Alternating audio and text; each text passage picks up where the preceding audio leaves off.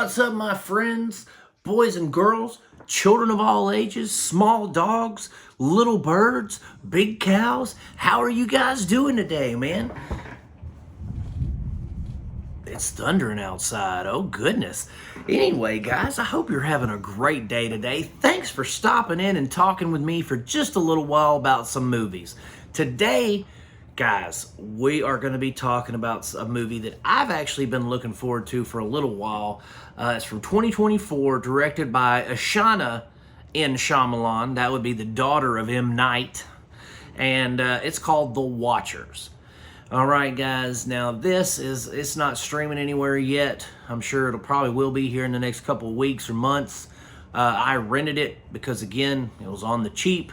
I've been wanting to see it, so why not? I rented it, and guys, I kind of wish I'd have saved that money, but we'll talk about it. The Watchers by Ashana N. Shyamalan, or Ashana Night Shyamalan. She is, at first I was like, man, she's got her daddy's touch. Let's talk about her daddy for a second first. Her daddy started out as one of the preeminent, I want to say, thriller, sci-fi mystery. He's kind of like he started off almost like an Alfred Hitchcock type director, you know? Like he was making stuff that was really mind-bending, messing with people's perceptions and things like that, emotions. And he started off with The Sixth Sense, Signs. And then later down the road, we get stuff like Avatar: The Last Airbender and The Happening, Killer Grass. Really? M. Night? No. So, her daddy's spotty, right? He's hit or miss. I could take him or leave him. Some of his movies, excellent. Like Knock at the Cabin or whatever. I thought that was pretty good. I thought he was back on form. And then he comes out with something here recently. I can't remember the name of it, but I was like, this is garbage.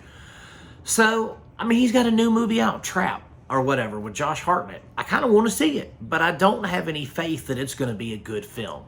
I don't have any faith that he's going to blow my mind like he has in the past, because I think he's on the downward side of his popularity. But his daughter has come into the scene, and she comes up with a very unique, a very interesting premise for a film. Cool. Now, I'm not going to tell you a whole lot about the film because I feel like it would spoil the ending if I told you too much. But I will tell you this. I'm sick and tired of trauma being the motivator in all these damn horror movies. I'm sick and tired of it. Everybody has to, Mama died, Mama did this, Daddy did that, I killed my sister by accident, me. Everybody has trauma. Shut up and get over it. I'm so sick of horror movies with nothing but trauma as the primary motivator for all the spooky happenings. Forget that nonsense. I'm tired of it. And this is no different. We got Dakota Fanning. She plays two characters, Mina and Lucy, right? Okay, well, think about those two names at first. Just think about, where have you heard those two names before? I ain't gonna say nothing. But the girl has issues. She has trauma. She has family trauma from the past. So she's like, I'm upset. I'm going to go on a walkabout and drive my car through some woods. And so she goes and break down. Then she's in the woods. She finds this place where other people are. She goes in there. And then it's like, oh, now there's spooky things outside trying to get us.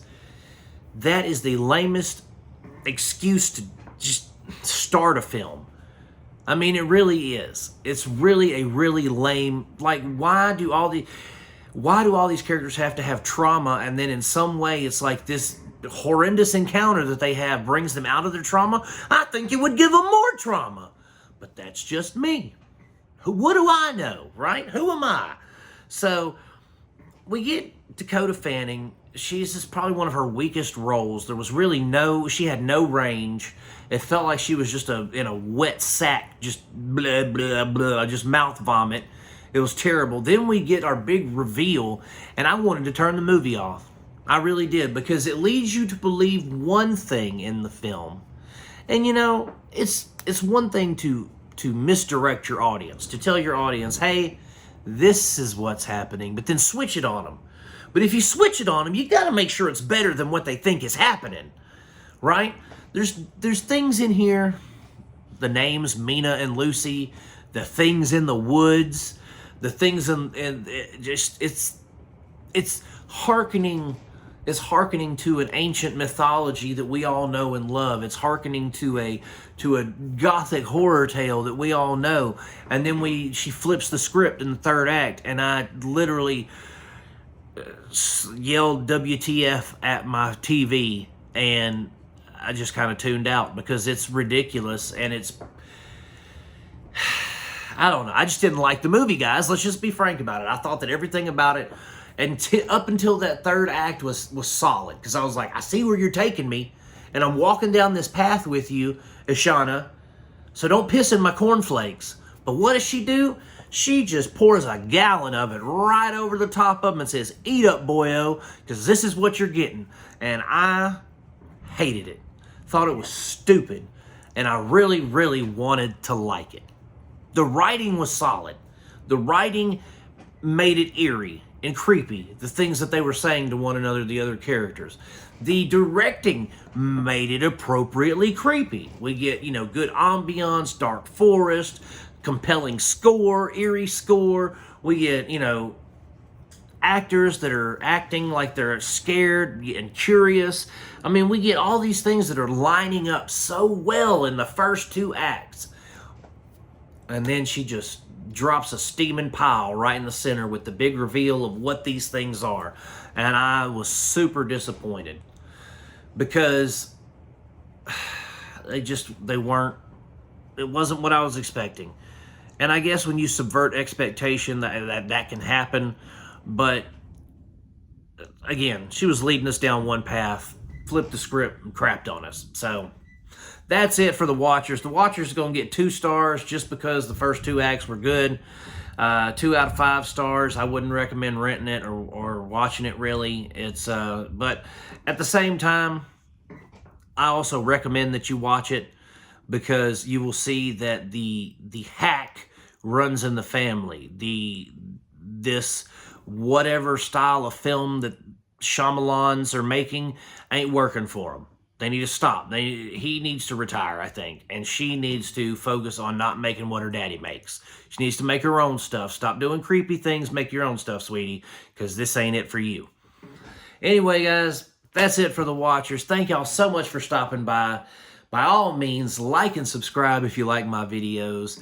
And, guys, I'm going to keep watching them as long as you keep... Wait, no. I always mess that up, don't I? I'm going to keep making them as long as you keep watching them, guys. Peace out. God bless you, my friends, and I will see you soon.